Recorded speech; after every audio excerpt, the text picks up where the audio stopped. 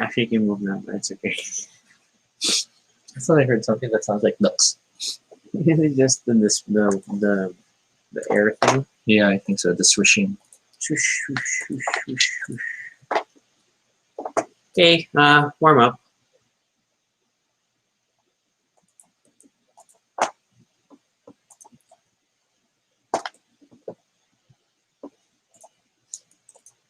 Christmas jazz. My recommendations. It has never ended. I wonder why. I'm very concerned at the continued jazz in your life. I don't Are get. the jazz live stream the equivalent of my Korean street food videos? Which- Maybe. Just like, what? I'm just more impressed that it has, hey, Andre, yes, you are first. However, you are not the first to like the video. I am. Yes, thank you. We do have new haircuts.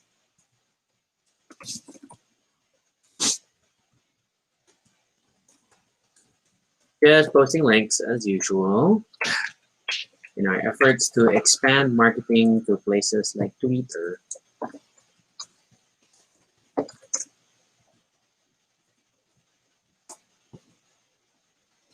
Yeah, I'm wondering if we should start preparing a thumbnail image that has like branding and come on text Come on, the but way then other YouTube videos do. yeah, but it just means that we have to edit per video. Afterwards, Yeah, yeah. that's like that defeats the current production model that Baduy Pride follows, which is no production. And no editing. Yeah, That's true. I mean we can get there, whatever. But yeah, I don't know if we're there yet. Yeah, I heard about that. It's one of those like reverse solstice, equinox. Yeah. It's like not equinox period. What that thing. I really don't know if those things really count as much, given people just still follow work hours. Yeah. So, Hey Karen. hey Karen. Andre is suggesting that we are sponsored by baking soda and deconstructed pulveron. No. I would not be against having them as sponsors. The challenge is if we mix them together, can you tell tell them which is apart? which would probably be the challenge I do to the sponsor. Like, hey, so you're our sponsors, you're baking soda, you're pulveron. Guess which product this is? To be fair, you would think that the deconstructed pulveron will be like slightly browner because it did toast in a pan. Well, that's assuming it was Actually cooked. or it was pinipig. Because if it was not pinipig, No, just pulveron, even the milk, it'll roast the milk. depends. Some pulverons are still white. Hey, David. Yes, Citadels. This in-depth discussion of these weird sponsor ideas. Mm-mm. Nasa loob ni Johnny. Hey RJ, what free food? Oh, Karen, if we had sponsors, we'd have free food. Unfortunately, we'd only have free baking soda and deconstructed pulveron. So, But given that, I forgot who shared the link.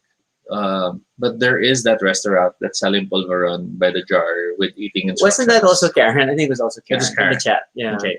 And that was an expensive restaurant, right? Yeah, but it wasn't. They didn't call it deconstructed Yeah, pulveron. They, they just called it pulveron in a jar. Because it's That's pulveron what it in a jar. is. To Which call is- it deconstructed is just—it's like adding artisanal to things. It's like, do people really know what it means? I'd only agree that it was deconstructed pulveron if they actually separated the milk and the sugar. Yeah, I know. Like, what if you sold it in a jar and you could see the distinct, like, alternating layers of milk and sugar? But then when you shake it yeah, out, then it it's mixes. mixed. Oh, that could be That would be- interesting. That would be deconstructed. That could be deconstructed. Because currently it's just tamad to serve pulveron. Because they didn't Tamad to bother. mold. They didn't bother to mold it. My God, this is the second episode and we're still talking about it. It's a new thing. Because you then see other dishes like deconstructed burgers and stuff. And it's, it's still all prepared, not necessarily assembled, but it's still. But it's also made into its own dish. It's like Yes. they did do some sort of presentation. It's And not like they just dipping tray. put everything in a row, like my nephew. Mhm. Okay, we should probably just start and not talk about deconstructed pulveron. This is Toby. And this is And Rocky. if it's your first time here, no, we don't normally talk about deconstructed pulveron. But welcome to Baduy Pride, our little space on the internet where we talk about anything we want. This is completely unscripted and not entirely accurate, but at least it's honest. Join us. We talk about everything and anything random live. And if it's not your first time here, thank you so much for joining us again. It's 100. Oh, our caption's missing. No, I didn't. Caption. Click. It Okay. is our 113th episode. And do you want to show the earlier caption because you weren't able to show it? No, I did. I did Okay, flash it. And today we are talking about. so, Citadels. Toby's kind of sad because we used to babysit someone else's copy for the longest time, and it was a bigger box. And that is not the case. This is a newer edition of that same game, but still different from the current print of Citadels, and we will get into that in time. Better, but still not as high as I hoped. So, Toby, where do you want to begin with talking about Citadels? So, the game was created by Bruno Faiduti, Who is, again, one of the very prolific creators. but not to be confused with Bruno Catala. Citadels is an it's an amazingly fun game that, despite its size, can accommodate 2 to 8 players. Yeah, that's always what surprises me, that it's an up to 8 player game, Mhm. right? And then In this game, you yeah. play different roles, and through those roles, you try to be the first to build your city and hinder your opponents. But the rules change every round, and part of that is what makes the game so compelling. Yeah, so the game at its core has a city building element. Although in this case, you're not really building cities, you're building districts. Mhm. And then, but a larger part of the game is a social deduction scenario where you're trying to figure out everybody's roles for this turn and whether you can take advantage of this or not. So to briefly outline this, in terms of the roles, each of the roles are numbered one to 9. And Well, they are 1 to not 1 to 8. 1 for to the 8, official. but there is a 9th role. Yes, and then there's other variants. So you have your roles, and each is numbered 1 to 8. And what happens is that based on the number of players, a certain number of roles may be removed and or hidden Mhm. or exposed for everyone to view. Mhm. And then starting from the player who is identified as The current king. the king, there's a little crown figure, will choose their roles and then go clockwise around the table. The challenge of the roles, and this is why they're numbered, is that the roles will act in the order of the numbers Mhm. that are assigned to them. And that can have very different effects. And I Yes. think, given that we're only talking about Citadels today, we have enough time to talk about the 8 basic roles. Mhm. So, role number 1, tatang, is the assassin. And the assassin is first to act, and he gets to, quote unquote, kill another player. Mhm. What happened? But he doesn't say kill Toby. He will name a role that he thinks someone has selected in the game Mhm. and will choose to assassinate that role. If that role has been chosen, that player has no turn, which is an amazing system because it can ruin plans so well. Yes, and it's it's as simple as that. It just takes away another player's turn. It doesn't give the assassin character any other benefits. Mhm. It's just really quick that way. Next role is number 2, the thief. Hey, Mamiao. Yes, Thanks. And yes, haircut.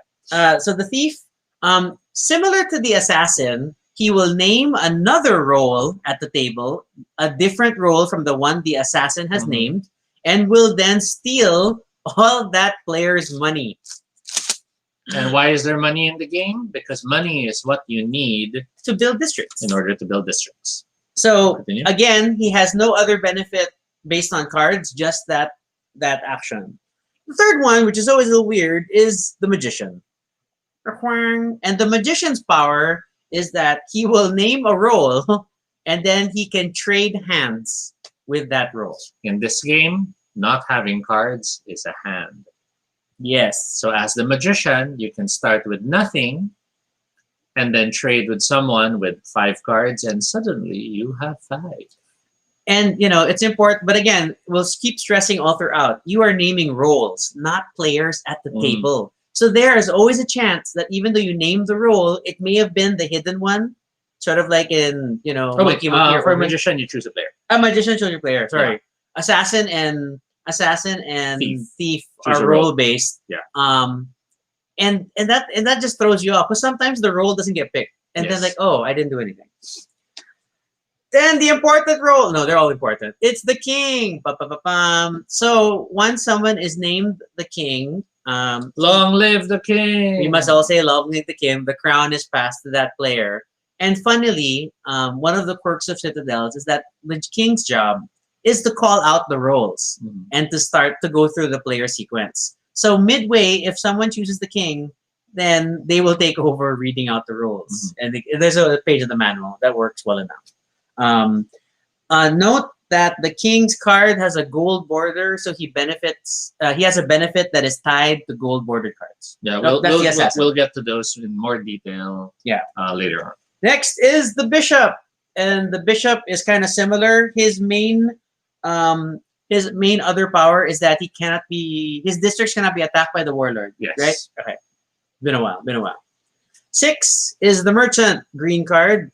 He earned what's this combination of actions. The merchant basically will earn 1 extra gold regardless of the actions he takes. Action. Yeah, so he has the potential to earn extra money. Yes. As the merchant, which makes sense. The architect has no color, but he's kind of awesome because he lets you build more. So the architect basically is allowed to build up to 3 districts in a turn. Everyone else can only build 1 per turn. And as an action, the architect can choose to draw 2 extra cards and put them in their hand. So this means the architect can actually draw cards and build multiple things. It's scary. As long as he has the money for this turn, it could be quite awesome. And then finally, in terms of the basic roles, there is the warlord, and he's red colored, and he can pay 1 less than the cost of a district to destroy it. So he can destroy other people's built districts. So why are districts important, and why is destroying them such a factor? Because once someone has reached a certain number of districts, the game ends. Districts are the locations that you can build. Districts basically appear as, in this case, big card art, cost, a color code, and the name. With different districts, some of them might have other systems and more gold points. What are the costs? The costs are how much gold you must spend to build a district. Why is there a color in the side?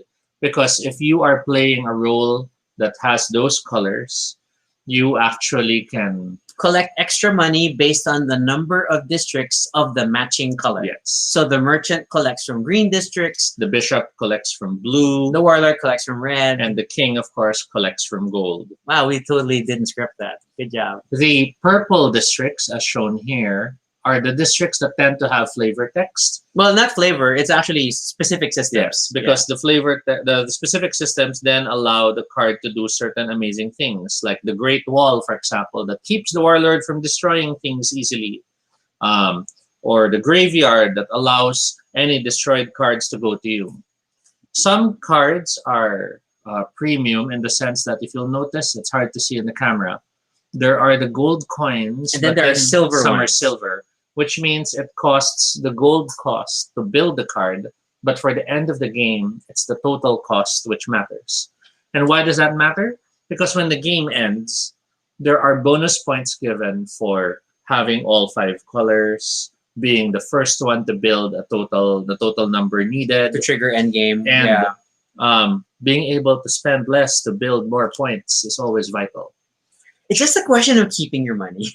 Now, since the race is to build a certain number of districts first, you might wonder why not just focus on the cheap ones? For example, just build all these. The ones that and means- twos. And that means you only need a total of 6 gold to build 4 districts.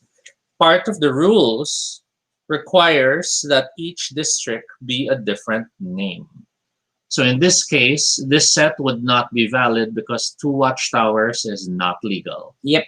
So you would need to diversify your district building, and then the fact that there is no regular card draw. Mm-hmm. So you must take an action to draw cards. Thus, it becomes very difficult to keep your pipeline Mhm. of new cards to build. And cheaper districts means the Warlord might destroy it for free. Yeah, since the Warlord pays 1 less than the cost of a district to destroy a card, a district that costs 1 is free to destroy, unless that person is the bishop. But that's all the joyful interactions of this game. So yeah. Yeah, so in a basic game of Citadels, each round is spent with the choosing of roles. Once the roles are chosen, the roles that were not used are not revealed because part of the fun is finding out who is or isn't in the game. Yes. The king then starts announcing, "Okay, I call the assassin." And if the assassin is present, they reveal their card. "I am the assassin."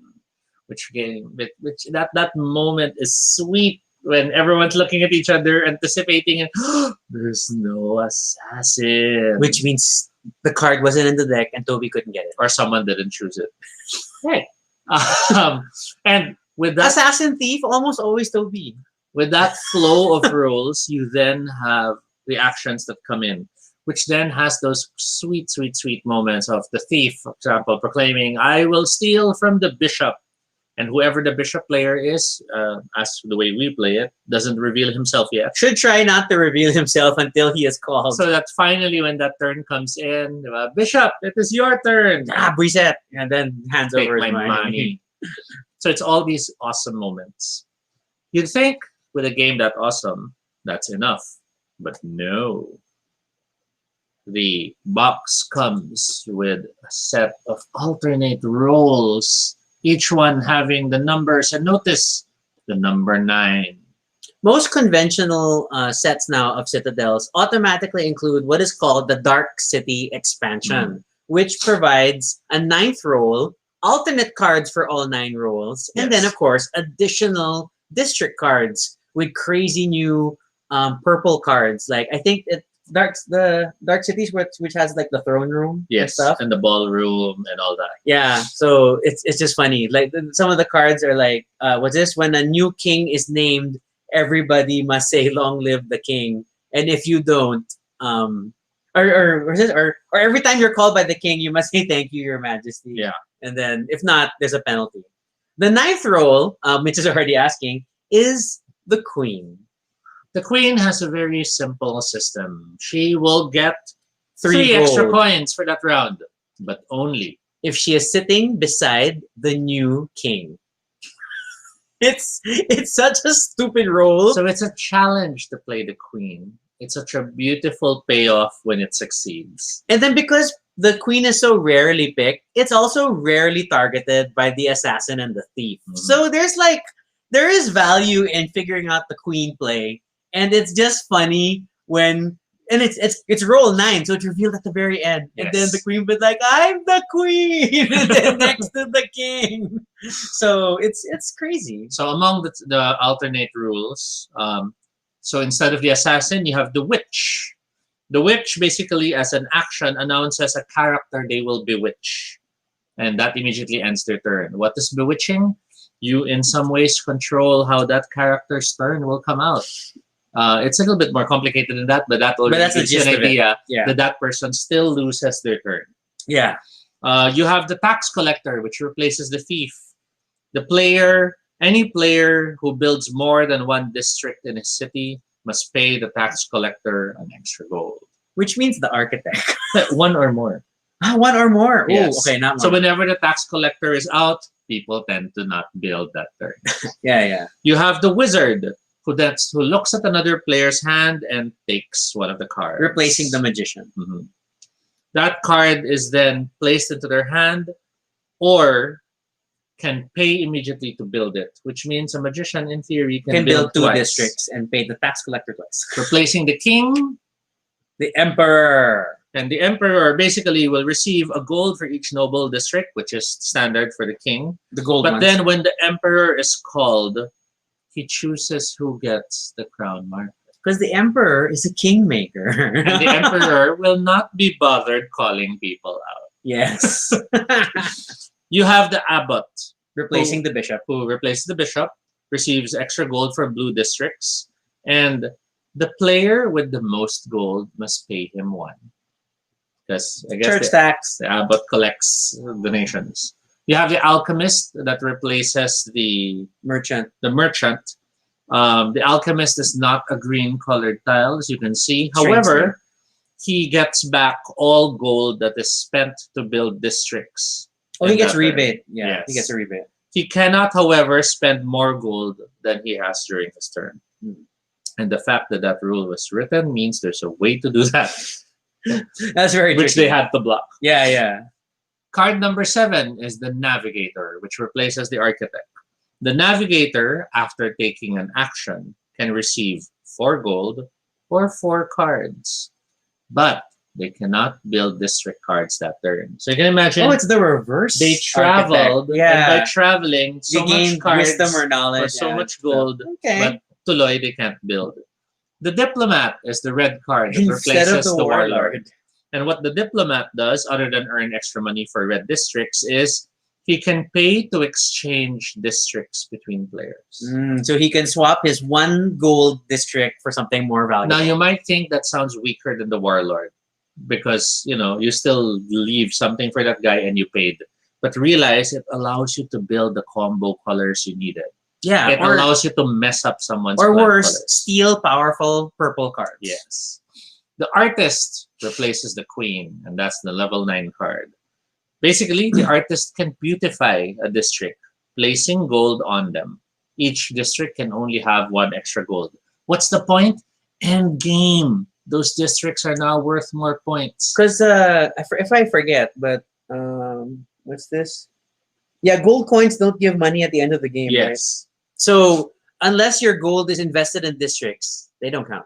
Mhm. So the artist isn't that bad. But the artist, however, realize can only buy you a total of 8 extra points. That is in true theory, throughout the game. because there's only 8 districts before the game ends. Well, if that is the target for the number of players. no, you it's have. always 8. It's always 8. Yeah. Okay, it's always 8. Okay, great. But it's tricky to get beyond 8. I mean, Yeah. we've had a few games where in Architect round 1-1-1, so it's 3 districts in the last round, and I'm now suddenly 11. But it's very rare. Can you mix and match roles you use in the game as long as the numbers don't get repeated? You have answered your own question. As long as the numbers don't get repeated. Yes. So yes, you can come up with some pretty crazy combinations. And I'm still a big fan of the classic first 9. I do note, however, that the queen does state emperor/king. Yeah, so she is an expansion card technically. So she's Mhm. written to support either. But Yes. still, it's like so fun. So that's the expansion characters. Let's talk about the expansion cards now. And we did briefly mention it, but just so you hear more. So earlier, the ballroom was the one wherein whenever the person with the crown announces the person, the players must say, "Thanks, Your Excellency." If they forget, they have no turn. They don't have a turn. Hey, Carlo. All right. The armory, on the other hand, allows you to destroy the armory, to destroy someone else's district. So you both go down. Yeah. The Imperial Treasury allows you to gain points for your gold. The factory, the cost of building other people's other purple district cards is reduced by 1. Just for you. Yeah. And then the museum, you may place a district card in your hand face down under the museum. At the end of the game, an extra point is earned for each card under the museum. Because you're curating an exhibit. The hospital, even if you were assassinated, you may still take an action that turn. You just cannot build a district card or use your power. That's Which still not means bad. getting money or drawing cards. Yeah. And that is so worth it. The Wishing Well. At the end of the game, you score 1 point for every other purple card in your district. So you can imagine how the cards just add so much more interesting twists and turns to the game. And the best part is it is rare that cards feel useless in this game. Yeah. At most, you might feel they're not what you're hoping for your strategy. But even playing a card, even if it's not the one you want, can put everyone parang, oh no, he's moving one more district forward. Yeah. So in terms of the we haven't really talked about the core rules, and the actual rules are very simple, which was also what makes this a very popular party game for us for like newer game groups or even entry level players. Yeah, it's also for entry because your turn is at most is at minimum 2 steps, at most 3. Number 1 is you take an action and you have 2 choices. Take 2 gold from the bank, so it's the only way to get income, or draw 2 district cards, keep 1, and put the other back at the bottom of the deck.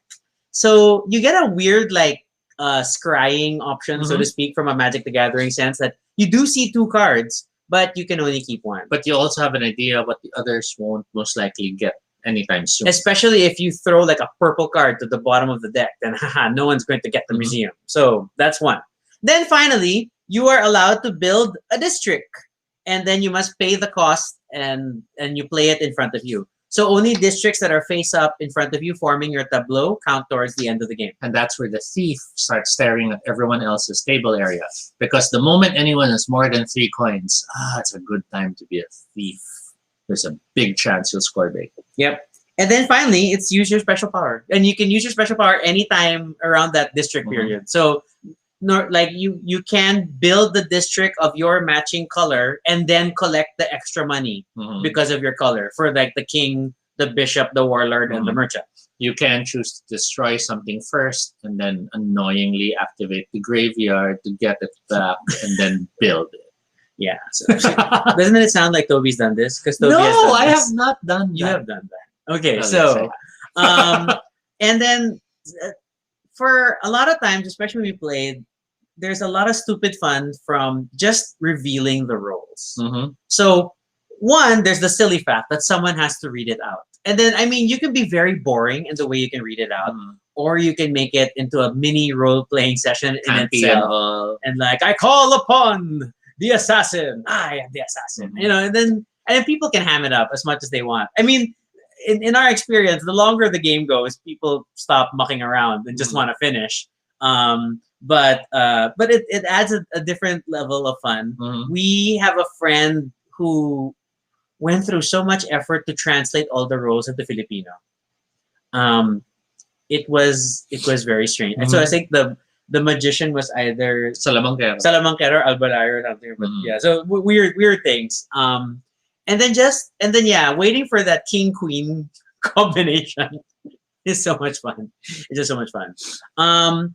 And then I think things seem light and breezy probably as people build their first like 3 districts. The moment someone hits 4, it like becomes game time. Then it's really like, wait, that person is halfway to end game. And then that's when you start having a lot of on the table negotiations. Yung mga, hoy, Warlord, sirain mo na yan. Yeah. Sige na. Stuff like that. And it's crazy fun. And the fact that when you're selecting roles, that at least 1 role is hidden from a social deduction perspective, then there's a chance that like the assassin can disappear for the round and nobody's going to get killed this turn. And that's a different kind of joy. Plus, figuring out the sequence it's a huge game in trying to figure out also what roles are out there. Naturally, the king, who is first to select a role, will have the whole spread of roll cards at the beginning of his turn, can determine what the hidden card is. To some extent. Generally, yeah. It depends. Sometimes there's more than one. Sometimes there's more than one. But at least has a good idea of what's like not visible. Yes. And he knows all the roles that people can play with. And then every subsequent player has a guesstimate as to what the previous player may have gotten, which informs strategy. So just role selection can take time, but is a big part of the strategy. The games can take an hour to a little There's bit a bug. to a little bit over an hour, depending on how much you choose to ham it up. But if you just focus on playing and quickly breeze through each round, it can finish within an hour and a half, an hour at most. Yeah, even for like a full 8-player game, I don't think it's gonna hit 2 unless you're a noisy group, Hmm. a noisy group who is drinking at the same time or something. But that's okay. It's still a nice fun game, and Mhm. then it's a weird combination of mechanics. I mean, and this thing's been around like before the likes of Avalon, Coup, and the Resistance, right? It's like Yeah. 2000. So you'd think that it would come up more when people like the social deduction theme to games. But hey, Citadels is still a classic. Now, uh, we probably have enough time to mention that they changed publisher, right? They changed Mhm. publisher, which merited essentially what is this bug? Essentially, upgrading the game. Mhm. And there is a new edition of Citadels which changes the card art and adds additional roles. I think even more than the ones with Dark City, if I'm not mistaken. Yeah, I think so. Yeah, because they still call the things Citadels Classic. What? There's a Citadels Classic and there's Citadels now. So Oh yeah. So there is a new Citadels, and then we haven't gotten around to considering getting the new one because we're quite happy with the existing Citadels plus Dark City. Like I mean, like if you already have it, when we took a look at the components, it didn't feel like a compelling enough reason to buy a second copy of the same game. mhm. Nor did we feel like we wanted to sell off this copy to get the new one. In fact, because of as I was mentioning at the beginning of the episode, we used to babysit someone else's copy. And then that person eventually reclaimed the game and like, oh, now we don't have Citadels for game nights. We Time to buy. deliberately bought our own copy of this style to still have that mix. To be fair, the new Citadels was announced like shortly after we bought this. I remember it was like, what? Why did they make a new one? So, I'm trying to see if I can find the list for the new ones. or do you have to look at the re-implementation? Maybe. Because you're still looking at, I guess, what is tagged as classic. So, yes. And then the fact that a game this small can support up to 8 players, fellow board game collectors, that is a gift. That is a gift in itself. We're so used to these games supporting up to 4 players. Mhm. Like Love Letter, super convenient, only 4 players. Um, this is an amazing balance for that. Your phone is ringing. And Toby is, oh, look, there's the role like, what is a scholar? There's a magistrate. I'll have to take this. Okay, Continue. so that's Hello? sad. Okay, I'm alone now. You want to talk? So, um, that's the core of Citadels, and I think my only like minor caveat is that We have a gift from Mon. It's downstairs. I'll have to pick it up. oh wow, is that the coins look bronze, and they're plastic. To be fair, they're thick plastic chips, but they always felt bronze to me instead of gold. I'm trying to And hurry back. yes, please. And I think your duck is gonna quack while you're gone, and then I'm just going to be alone. Panicking. Yeah. So, also because I have largely run out of game to talk about. um, but yeah, I think is it like 25 centavos practically, but it's like a centimeter thick or something. So they're like nice they're decent components, and the different editions of pretty much had these versions. I'm checking very quickly if like if the new one changed the coins. Um, Oh, and they had a better crown figure than this little wooden meeple thing. I mean, this game clearly reflects the fact that it was created in the year 2000. Strategy for Citadels. Okay. when we want to talk about strategy, it's hard because of the fact that the roles shift around. Then you are constantly trying to adapt to the landscape. So there are things like if you are struggling to get the role you need, you may need to consider getting the king.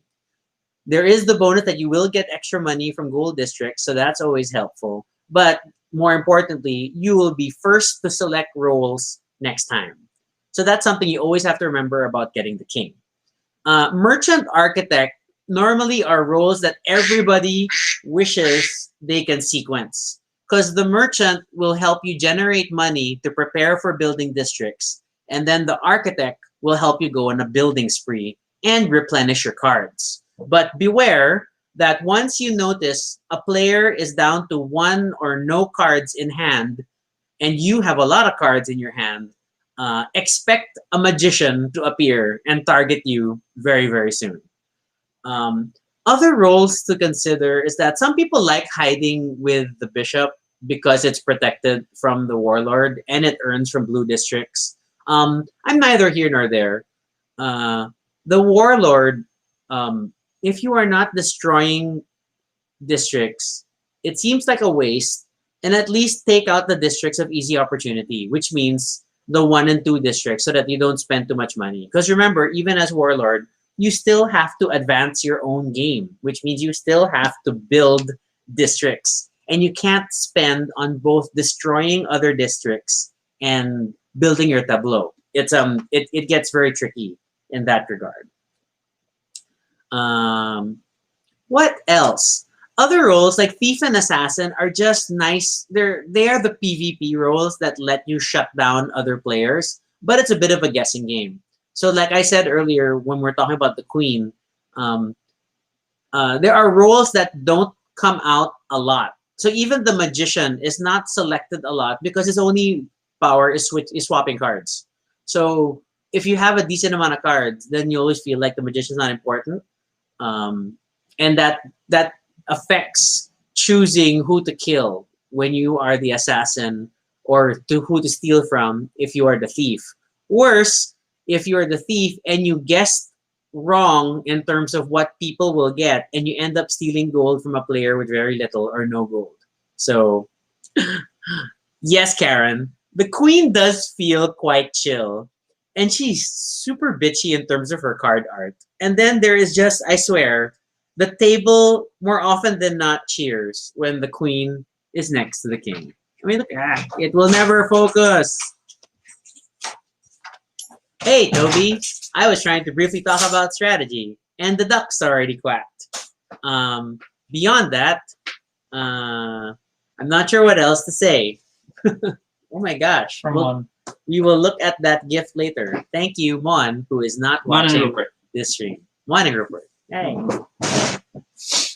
Strategies. Yeah, so I kind of talked about the basic things like people like everyone hopes to become the merchant and then become the architect the next turn.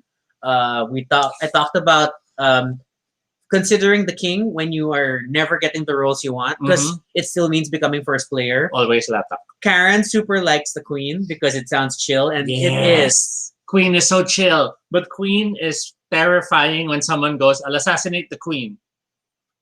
What? Why? Why?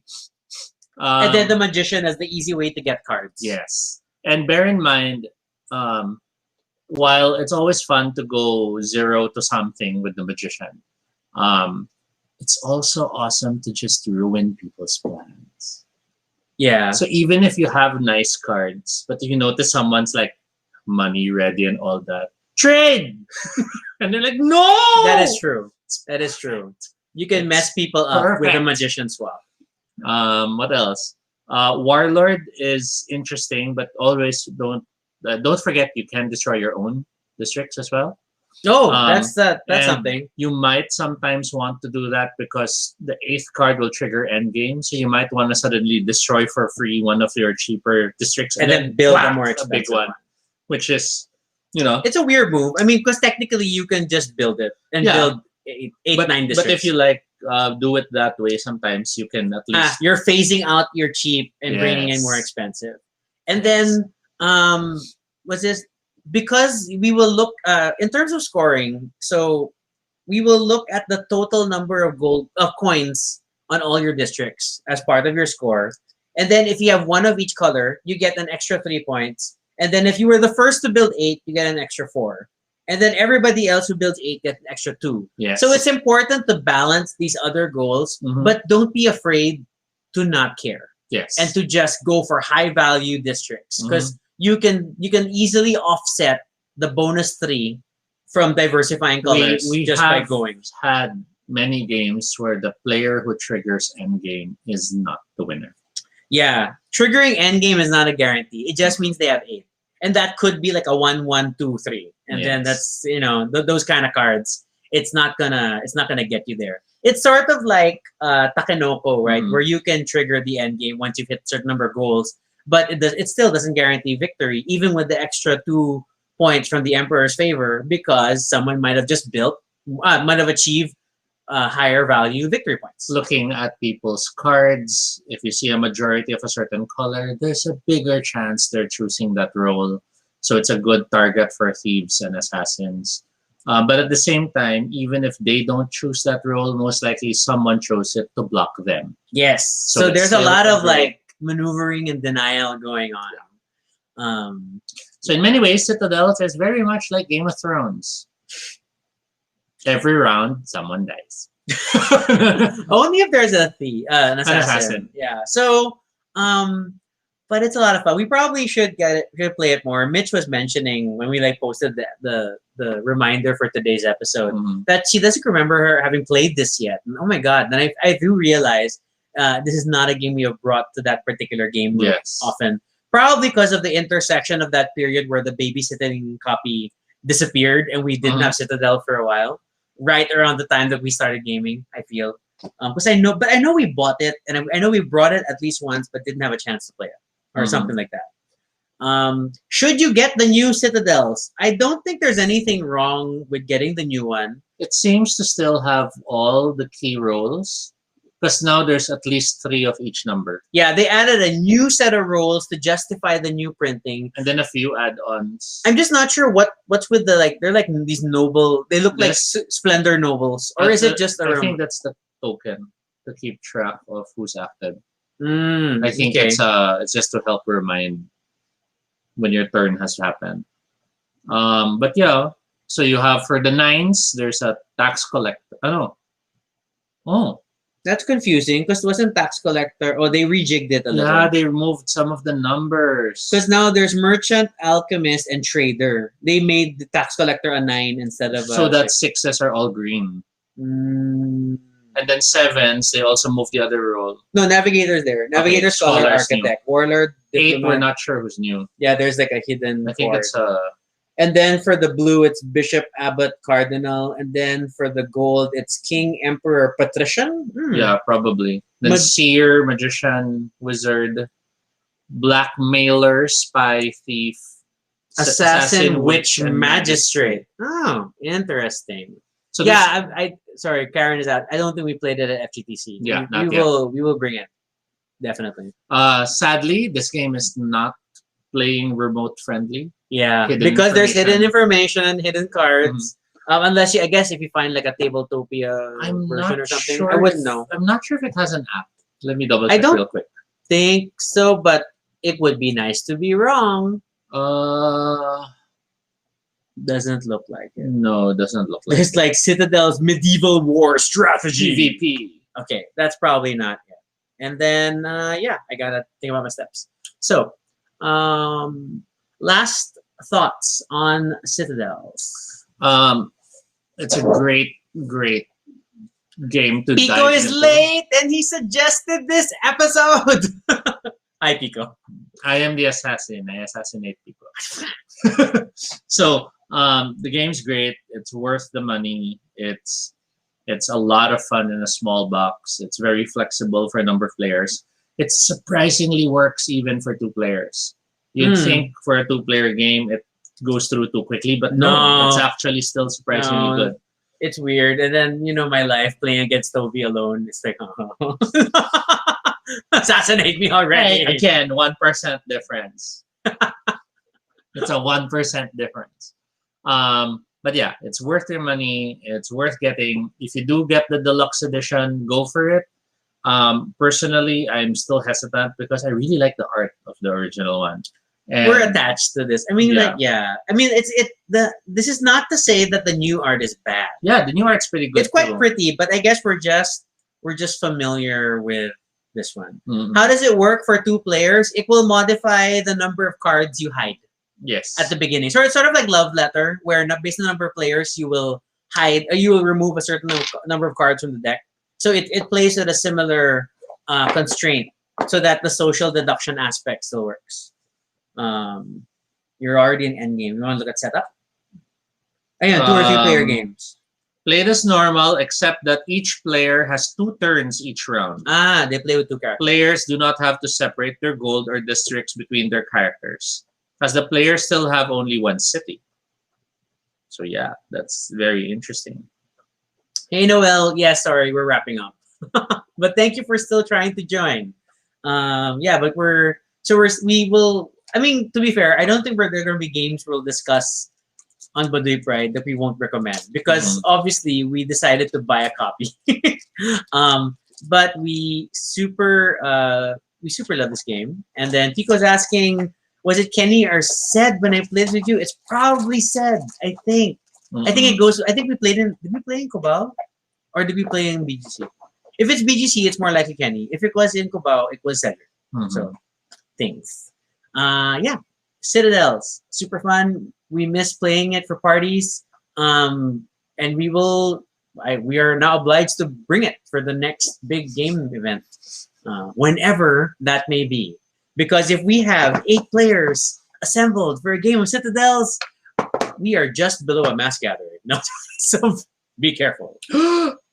What? The wizard can build identical cards. That's dangerous. Yes. The magistrate warrants face down.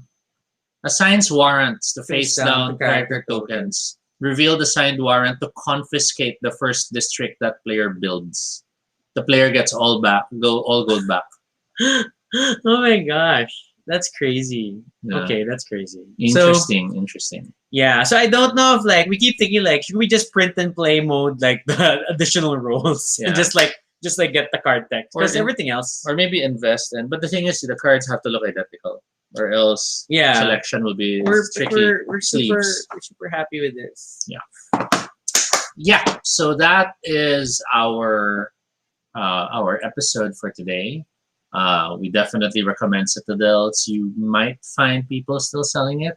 I pity your wallets for watching the show, but we had a lot of fun, and we hope you'll join us again next time. If you have questions or suggestions for future episodes, fill out the Google form at, where is the Google form?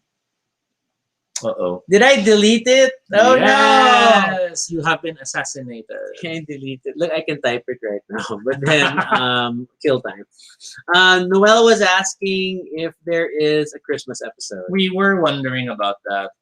For Christmas itself, we might, only because it might replace going to Obar for Christmas. But at the same time, it still depends. It's all up in the air depending on how family will choose to celebrate things. It might be an After Dark episode. What? Why?